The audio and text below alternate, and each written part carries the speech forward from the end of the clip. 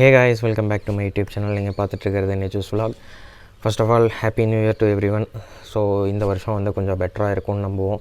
So என்னென்னா 2020 நம்மளை பாடாப்படுத்தி எடுத்துருச்சு. 2021 பெஸ்ட்டாக இருக்கும் அப்படின்னு நம்ம எக்ஸ்பெக்ட் பண்ணுவோம். ஸோ அந்த ஒரு இதோட வந்து ஒரு ஹாப்பினஸோட நம்ம புதுசாக வந்து லாஸ்ட் வீடியோவில் சொல்லியிருந்த மாதிரி புதுசாக ஒரு ஹெல்மெட் வாங்க போகிறேன் அப்படின்னு சொல்லியிருந்தேன் இல்லையா, அதே மாதிரி நம்ம வாங்கியாச்சு. ஸோ வாங்கி ஒரு 2 to 3 days ஆயிடுச்சு. பட் எனக்கு டைமே கிடைக்கல ஓப்பனாக சொல்லணுன்னா. ஏன்னா இது இயர் 2 வரையா எனக்கு கொஞ்சம் ஒர்க்கு வந்து கொஞ்சம் ஜாஸ்தியாக இருந்ததுனால என்னால் இப்போ வந்து கரெக்டாக அன்பாக்ஸ் பண்ண முடியல. இப்போ கூட என்னால் வந்து கரெக்டாக அன்பாக்ஸ் பண்ண முடியல. காலையில் பார்த்திங்கன்னா இப்போ மணி 6:30 6:40 ஆச்சு. ஸோ வேறு வழி இல்லை. நைட் டைம் பண்ணால் அது ஒன்றுமே தெரிய மாட்டேங்குது. லாஸ்ட் பார்த்திங்கன்னா வீடியோ பார்த்துருப்பீங்க. ஸோ அந்த வீடியோ வந்து நைட் டைமில் தான் ஷூட் பண்ணேன். பட் அந்தளவுக்கு கிளாரிட்டி வரல. இதுவும் எந்தளவுக்கு கிளாரிட்டி வரும்னு தெரில. ஏன்னா காலையில் ஃபுல் ஃபாகாக இருக்குது. ஸோ உங்களுக்கு அந்த வீடியோ போடுறேன் பாருங்கள்.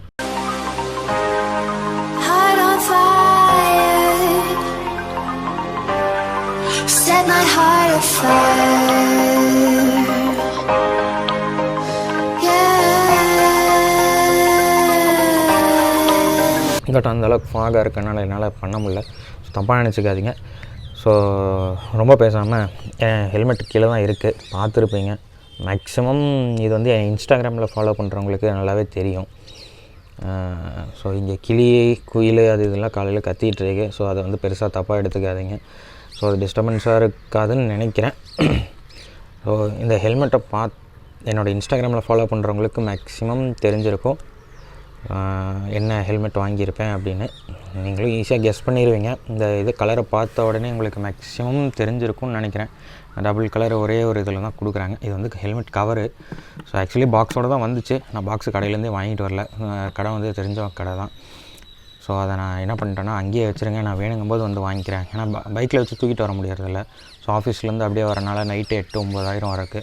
ஸோ அந்த டைமில் வந்து பாக்ஸை எடுத்துகிட்டு வந்து என்ன பண்ணுறது அப்படின்னு சொல்லிட்டு நான் பாக்ஸ் எடுத்துகிட்டு வரல. ஸோ அதை கடையிலே இருக்குது, வேணுங்கும்போது நம்ம போய் வாங்கிக்கலாம். இப்போதைக்கு நான் இந்த கவரும் உள்ளே இருக்க ஹெல்மெட்டும் தான் இருக்குது. ஸோ இதை பார்த்தா எல்லாத்துக்கும் தெரிஞ்சிருக்கும். ஸோ எம்டி ஹெல்மெட்ஸ் தான் நான் வாங்கியிருக்கேன். எம்டியில் வந்து இது என்ன அப்படின்னு நிறையா பேர்த்துக்கு தெரியாது, யாருக்கும் தெரிஞ்சிருக்கிற வாய்ப்பில்லை. ஆனால் எம்டின்னு மேக்ஸிமம் கண்டுபிடிச்சிருப்பாங்க இன்ஸ்டாகிராமில் ஃபாலோ பண்ணுறவங்க. ஸோ நீங்கள் என்ன இன்ஸ்டாகிராமில் ஃபாலோ பண்ணணுன்னா மறக்காமல் கீழே டிஸ்கிரிப்ஷனில் லிங்க் தரேன். ஸோ மறக்காமல் போய் ஃபாலோ பண்ணிக்கோங்க. ஸோ இது வந்து இப்போது இதனுடைய காஸ்ட் வந்து பார்த்திங்கன்னா 6600. ஸோ இப்போ வந்து மேக்ஸிமம் எல்லோரும் கண்டுபிடிச்சிருப்பீங்க. எம்டியில் வந்து Thunder 3 அந்த இது தான் நம்ம வந்து வாங்கியிருக்கோம். Thunder 3ல் ஆக்சுவலி பார்த்திங்கன்னா ஒரு ஸ்டாக்ஸ் வந்து கம்மியாயிடுச்சு. இயர் எண்டு அப்படின்றதுனால ஒரு 4-5 கலர் தான் அவைலபிளாக இருந்தது. 4-5 கலரில் வந்து எனக்கு இது ஓகே அப்படின்ற கலரை வந்து நான் எடுத்துட்டேன். ஏன் புது ஹெல்மெட் வாங்கி தான் நம்ம மோட்டோ விலாகிங் பண்ணணுமா அப்படின்னு நிறையா பேர் கேட்பீங்க. ஸோ அப்படி இல்லை. என்னுடைய பழைய ஹெல்மெட் வந்து LS2, அதனுடைய பேடிங்ஸு ப்ளஸ் அந்த வைசரு இது எல்லாமே வந்து ரொம்ப லூஸ் ஆகிடுச்சு. ஸோ அதனால் என்ன ஆகுதுன்னு பார்த்திங்கன்னா, நான் நைட் டைம் வந்து ஆஃபீஸ்லேருந்து வரும்போதே பார்த்திங்கன்னா இங்கே வீட்டிலேருந்து ஆஃபீஸுக்கு வந்து பார்த்திங்கன்னா வெறும் 15 கிலோமீட்டர் தான். அப் அண்ட் டவுன் 30 கிலோமீட்டர்ஸ் தான் வரும். அந்த 30 கிலோமீட்டர்ஸ்க்கே பார்த்திங்கன்னா உள்ள நடுவில் வந்து இப்போ நிறையா பிரிட்ஜ் கன்ஸ்ட்ரக்ஷன்ஸ் ஒர்க்கு அது இதுன்னு போயிட்டுருக்கு.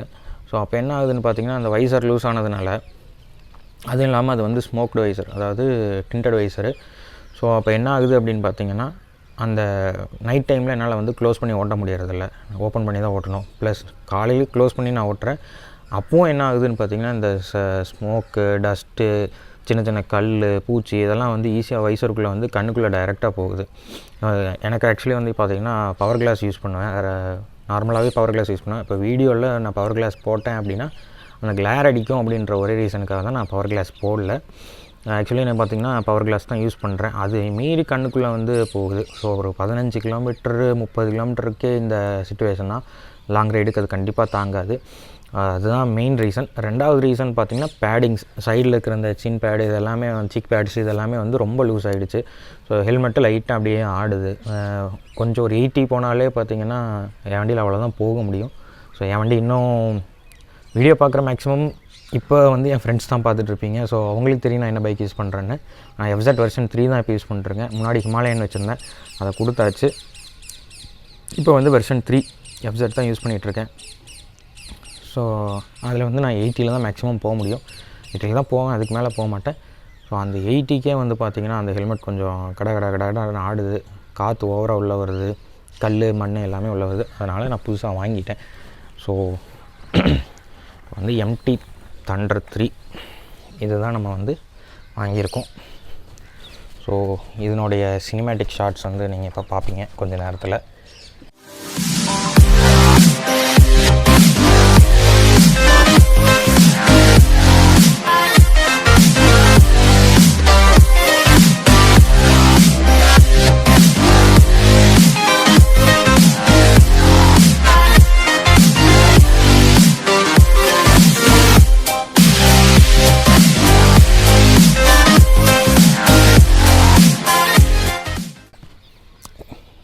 ஸோ இதுதான் இது.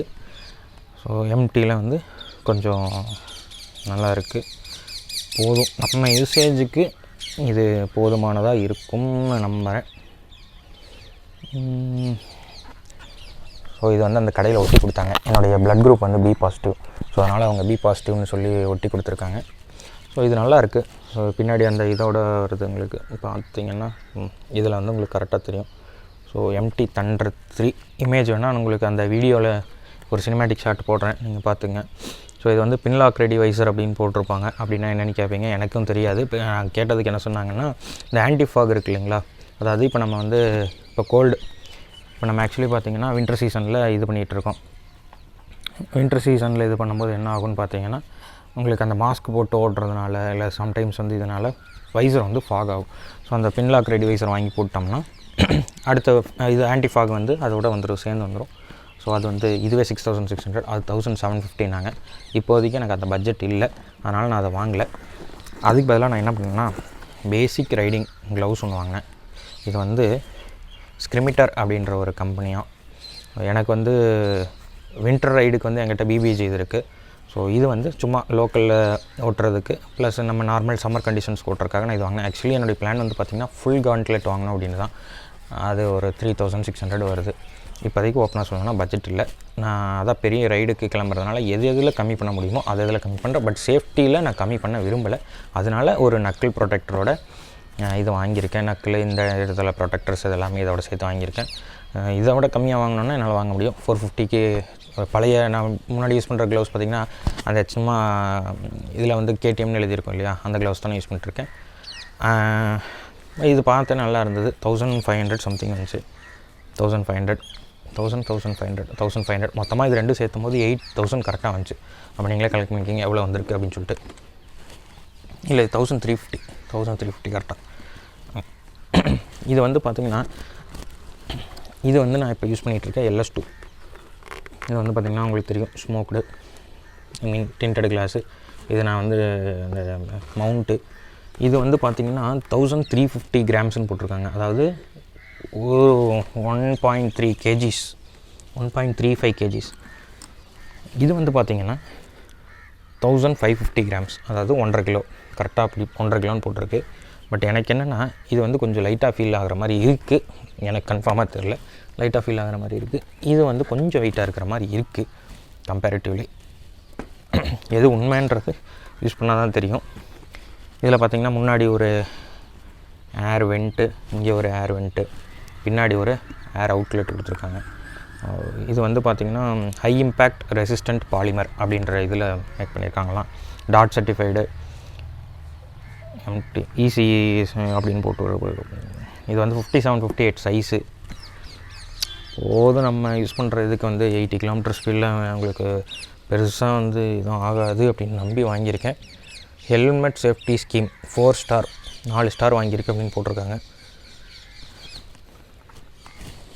ஸோ இதுதான் நாம் பர்ச்சேஸ் பண்ணியிருக்கோம். எம்டி என்னுடைய ஃபஸ்ட்டு நான் யூஸ் பண்ண ஹெல்மெட்டும் எம்டி தான். இப்போ யூஸ் பண்ண போகிற ஹெல்மெட்டும் எம்டி தான். எனக்கு ரொம்ப பிடிச்சது எம்டி. ஏன்னா டிசைன்லேயும் சரி. பட் நான் நிறைய கேள்விப்பட்ட வரைக்கும் இதில் ஈஸியாக ஷெல் பிரேக்கேஜ் வருது அப்படின்னாங்க. நான் அந்த கம்பெனி அந்த ஷாப்பில் கேட்டேன். அதுக்கு அவங்க ஒரு ரீசன் சொன்னாங்க. மேபி அது சேல்ஸ் பாயிண்ட் ஆஃப் வியூவாக இருக்காது அப்படின்னு நம்புகிறேன். ஏன்னு கேட்டிங்கன்னா அவர் அங்கே நான் நிறையா கேட்டேன், என்னுடைய பைக்குக்கு அக்சசரிஸ் அது இதெல்லாம் கேட்டிருந்தேன். அவர் இது மட்டும் வாங்குங்க, இது வாங்காதீங்க, இதெல்லாம் வேஸ்ட்டு, உங்கள்கிட்ட ஆல்ரெடி இருக்குல்ல, அதுவே வச்சு இது பண்ணிக்கலாம் அப்படின்னு நிறைய ஆல்டர்னேட்டிவ் அவர் எனக்கு சஜஸ்ட் பண்ணார். ஸோ எனக்கு தெரிஞ்சு அவர் வந்து பிஸ்னஸ் மோட்டிவில் இந்த ஹெல்மெட் சேல் பண்ணியிருந்தார் அப்படின்னா சேல் பண்ணியிருக்க மாட்டார். எனக்கு தெரிஞ்சு 99% வாய்ப்பு கிடையாது. ஏன்னா அவர்கிட்ட இன்னும் 2 பிராண்ட்ஸ் இருக்குது. அதில் ஏதாவது ஒன்று ஈஸியாக சஜஸ்ட் பண்ணி இது செல் பிரேக்கேஜ் இருக்குது அப்படின்னா வேறு 2ல் ஏதோ ஒன்று சஜஸ்ட் பண்ணி அவர் எனக்கு கொடுத்துருக்கிறதுக்கு நிறைய வாய்ப்பு இருக்குது. நான் கேட்டேன், அப்படி இல்லைங்க இதுதான் வந்து ரீசன் அப்படின்னு சொல்லிட்டு அது ஒரு ரீசன் சொன்னார். அதை நான் உங்களுக்கு சொல்லணும் அப்படின்னு நினைக்கல. ஏன்னு கேட்டிங்கன்னா நான் ஏதாவது சொல்லி இல்லைங்க இது இப்படி தான் வருது நீங்கள் ஏதாவது கமெண்ட் பண்ணி அது எதுக்கு தேவையில்லாமல், எனக்கு இது பிடிச்சிருக்கு நான் இதை வாங்கிட்டு வந்துட்டேன், அவ்வளோதான். 6600 தான் வந்துச்சு.